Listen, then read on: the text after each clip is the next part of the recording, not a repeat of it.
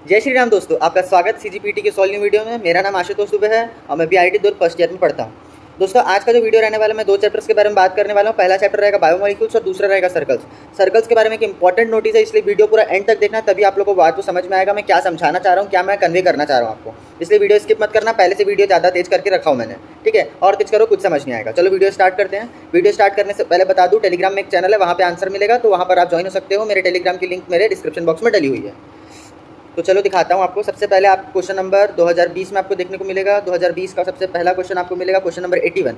क्या है question? Which compound gives the saccharic acid when it reacts with the concentrated HNO3। Saccharic acid से react करेगा HNO3 के साथ, तो कौन सा कंपाउंड हम लोग को मिलने वाला है, ठीक है क्वेश्चन। उसके बाद फिर क्वेश्चन नंबर 82 क्या है? Which statement is correct? इस इन फॉलोइंग चार स्टेटमेंट दिया हुआ है, एक लाइसोसोम के बारे में, एक हेमोग्लोबिन के बारे में, एक शुगर रिएजेंट के बारे में, विटामिन ई के और एंजाइम क्यू के बारे में, ठीक है। तो बताओ इसमें से कौन से स्टेटमेंट करेक्ट हैं, ठीक है। क्वेश्चन नंबर 81 और क्वेश्चन नंबर 82 2020 के ये क्वेश्चन है। दो क्वेश्चन आए थे बायोमोलिक्यूल्स के 2020 में।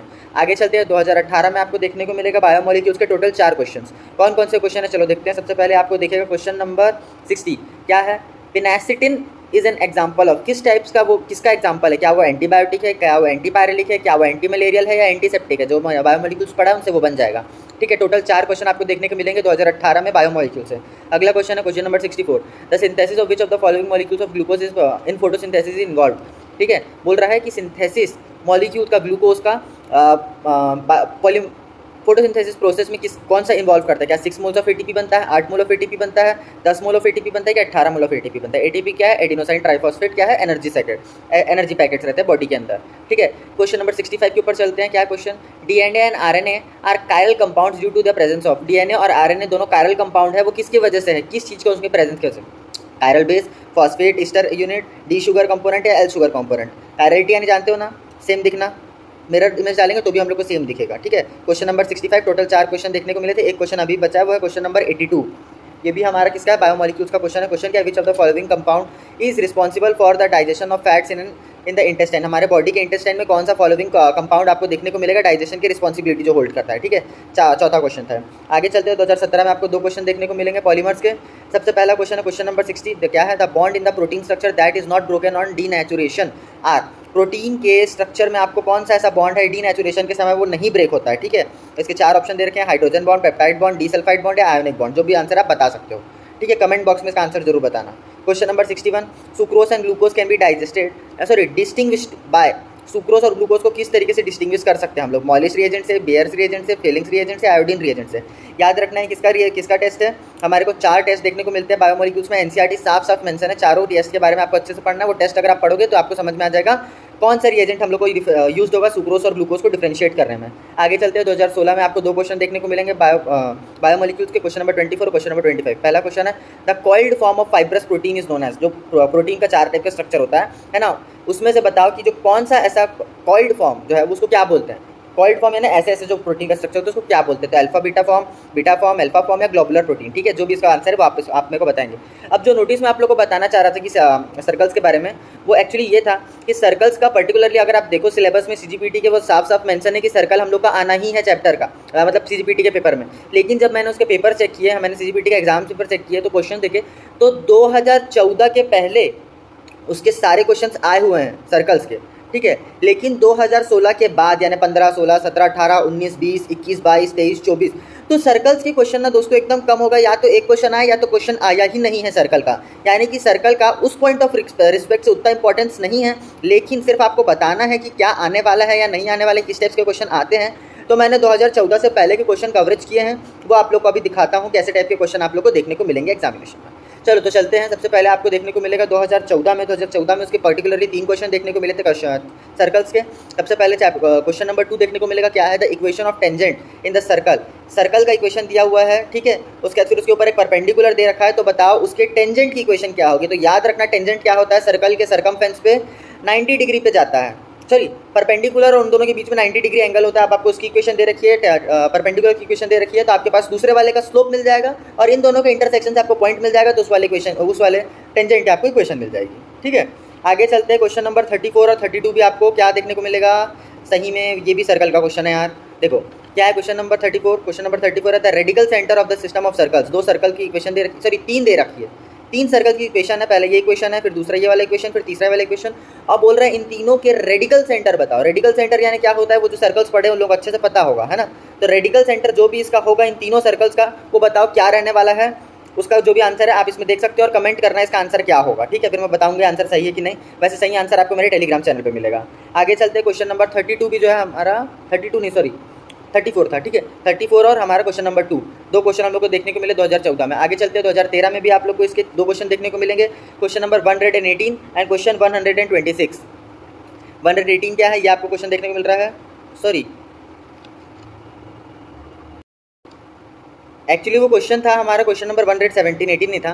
क्वेश्चन क्या है, the equation of circle which passes through the origin and cuts the intercepts of the length A and B on the axes. तो इक्वेशन, वो सर्कल की इक्वेशन क्या रहने वाली है, इंटरसेप्ट आपको ए और बी दिया हुआ है, कोई न्यूमेरिकल नंबर नहीं दिया हुआ है, तो ए और बी मान के आपको एक नया इक्वेशन फॉर्म करना, और वो कौन सा इक्वेशन होगा आप लोग को इन सब फॉलोइंग चारों ऑप्शन से बताना है। अगला क्वेश्चन है क्वेश्चन नंबर 126, क्या बोल रखा है, the locus of the point which moves such that it distance from 1, -2 and 2 is unity will be. उसका लोकस बता, मतलब एक पॉइंट दे रखा है, कौन से डायमेंशन में, 3 डायमेंशन में। अब बोल रहा है कि उसका लोकस बताओ आप क्या रहने वाला है। तो याद रखना है क्या बनेगा, एक स्फीयर बनेगा। तो स्फीयर की कोई, देखो ये सर्कल में मैं इसलिए डाला क्योंकि इसका कॉन्सेप्ट जो है ना वो रिलेटेड है सर्कल से। स्फीयर और सर्कल के कॉन्सेप्ट जो रहते हैं प्रोबेबली 60 to 70%, और मैं बोलूँ तो 90% सेम ही रहते हैं, कैसे उसका फॉर्म करने वाला है। Most of the properties same रहती है, बस वो है सर्कल 2D में बनता है, ये 3D में बनता है, ठीक है। तो ये 126 है, इसमें लोकस का इक्वेशन बताना है हम लोग को, जो 1, -2 और 2 से यूनिटी डिस्टेंस पे दूर रहेगा, दूरी पर रहेगा, यूनिटी यानी एक, ठीक है। आगे चलते हैं क्वेश्चन नंबर 2012 में। तो 2012 में आपको इसके पर्टिकुलरली 3 क्वेश्चन देखने को मिलेंगे, क्वेश्चन नंबर 29, 48 और 47। चलो चलते हैं, क्वेश्चन नंबर सबसे पहले 29 आपको देखने को मिलेगा। 29 ये दे रखा है, थोड़ा जूम कर लेता हूँ आपके लिए। हाँ, तो क्वेश्चन क्या है, the centre of the circle which circumscribes the square by this and this is, मतलब दो मतलब दे रखा है दो इक्वेशंस। देखो दो इक्वेशन कौन सी है, ये आपकी क्वाड्रेटिक इक्वेशन है। क्वाड्रेटिक इक्वेशन यानी कि ये पर्टिकुलरली दो लाइंस को रिप्रेजेंट कर रहा है, यानी और दूसरा वाला भी है वो दो लाइंस को डिस्क्राइब कर रहा है। अब ये दोनों दो लाइंस मिलकर 4 लाइंस बन जाएंगे, और 4 लाइन से क्या बन जाएगा कि स्क्वायर बन जाएगा। अब जब स्क्वायर बन गया तो स्क्वायर का बताओ, एक सर्कल सर्कमस्क्राइब कर रहा है तो उसका सेंटर क्या होगा। बहुत ही प्यारा क्वेश्चन है ना। ऐसे क्वेश्चन छोड़ने वाले क्वेश्चन होते हैं, इन सब क्वेश्चन को आपको छोड़ देना पड़ता है। अगर आपके पास बहुत टाइम है तो सबसे एंड में इसको ट्राई करना, ठीक है। उसके बाद फिर चलते हैं क्वेश्चन नंबर 48। बहुत प्यारा क्वेश्चन है ना, लिटरली वो हल्के मत लेना उस क्वेश्चन को, नहीं तो आपको हल्के में ले लेगा वो। Question number 48, the point of क्या दे रखा है यार, क्या बनाया आप लोग, क्वेश्चन दिख नहीं रहा है ये। The point of curve of 3x - 4y + 7 and एक इक्वेशन एक और दे रखी है, x² + y² - 4x - 6y - 12 is. अच्छा, पॉइंट ऑफ कांटेक्ट बोल रहा है, पॉइंट ऑफ कांटेक्ट बोल रहा है। ये पर्टिकुलर इक्वेशन दे रखी है और ये सर्कल की इक्वेशन दे रखी है। तो बताओ कि पॉइंट ऑफ कांटेक्ट क्या होगा। तो इसको कैसे निकालोगे, इसमें से x की वैल्यू निकाल लोगे आप बाहर। x की वैल्यू कैसे निकालोगे, 7 के साथ, मतलब x एक तरफ, x in terms of y लिख लेना, और उसके बाद फिर वो x को दूसरे वाली इक्वेशन में सब्स्टिट्यूट कर देना, तो आपको पॉइंट ऑफ कांटेक्ट मिल जाएगा। मे बी आपको 2 पॉइंट मिलेंगे, एक दोनों पॉइंट को एक बार इक्वेशन में डालना, ज़्यादा आसान होगा ये वाली इक्वेशन में डालना, ऊपर वाली सिंपल वाली इक्वेशन में, और उसके बाद फिर इस इक्वेशन पे डालने के बाद आपको दो समझ में आ जाएगा कौन सा लाई कर रहा है और कौन सा लाई नहीं कर रहा है ना। क्वेश्चन नंबर 48 आपको देखने को मिलेगा, ठीक है। आगे चलते हैं हम लोग, अब आपको चलेगा क्वेश्चन नंबर 49। क्या रखा है, द इक्वेशन रिप्रेजेंट, मतलब ये इक्वेशन दे रखी है, बताइए किसको रिप्रेजेंट कर रहा है, क्या सर्कल को रिप्रेजेंट कर रहा है, या पेयर ऑफ स्ट्रेट लाइंस को रिप्रेजेंट कर रहा है, pair of perpendicular straight lines या नॉन परपेंडिकुलर स्ट्रेट लाइंस। जो भी इसका करेक्ट आंसर है आप इसको टिक करेंगे और कमेंट बॉक्स में इसका आंसर बताएंगे क्या रहने वाला है, ठीक है। उसके बाद फिर 2011 चलते हैं। 2011 में आपको इसके 2 क्वेश्चन देखने को मिलेंगे, क्वेश्चन नंबर 10 और 11। 10 क्या है, the number of common tangents that can be drawn from the circles, मतलब ये 2 सर्कल्स दे रखे हैं, दोनों सर्कल्स में बताओ कॉमन टेंजेंट कितनी ड्रॉ कर सकते हैं। अब याद रखना कैसे निकालते हैं इसका, 2 सर्कल दी रखी है। अब जब कोई 2 सर्कल इतनी दूरी में है तो उनमें से कितने कॉमन टेंजेंट्स हो सकते हैं, या तो दोनों के ऊपर में, या तो दोनों के नीचे में, एक ऐसे टेढ़ा एक ऐसे टेढ़ा, यानी 4 कॉमन टेंजेंट। दोनों कांटेक्ट में हैं तो 3 कॉमन टेंजेंट, एक ऊपर एक नीचे एक बीच से, ठीक है। और जब वो दोनों एक दूसरे के ऊपर हैं तो कितने कॉमन टेंजेंट होगा, 2 कॉमन टेंजेंट, एक ऐसे एक ऐसे। और जब एक दूसरे के अंदर है तो कितने कॉमन टेंजेंट हो गए, 0 कॉमन टेंजेंट। 4 टाइप्स के केसेस के अंदर बनते हैं, चारों केसेस आप बना के अच्छे से सॉल्व कर सकते हो। उसके बाद question number 11, if 2 circles are there, 2 circle दे रखा है, दोनों सर्कल की इक्वेशन दे रखी है, intersect in 2 distinct point, then अगर 2 सर्कल दे रखे हैं, दोनों सर्कल एक दूसरे को इंटरसेक्ट कर रहे हैं 2 डिस्टिंक्ट पॉइंट पे, यानी कि क्या कर रहा है, ऐसे वाला सर्कल है, एक ऐसा और एक ऐसा, ठीक है, यानी ये 2 पॉइंट्स पे दोनों एक दूसरे को इंटरसेक्ट कर रहे हैं। एक इक्वेशन का आपको पर्टिकुलरली रेडियस रेडियस और सेंटर सब दे रखा है, दूसरे वाले का सिर्फ आपको सेंटर दे रखा है, रेडियस नहीं दे रखा है।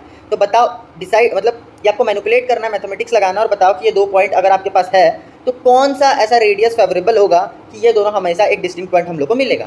ठीक है, तो यही था दोस्तों आज का वीडियो। ठीक है, मैंने ट्राई किया सारे टाइप्स के क्वेश्चन कवर करने का, हमारे बायोमोलिक्यूल से भी और सर्कल से भी। मिलते हैं अगली वीडियो में, तब तक के लिए बी सेफ। ठीक है, जय हिंद, जय भारत, जय जोहार।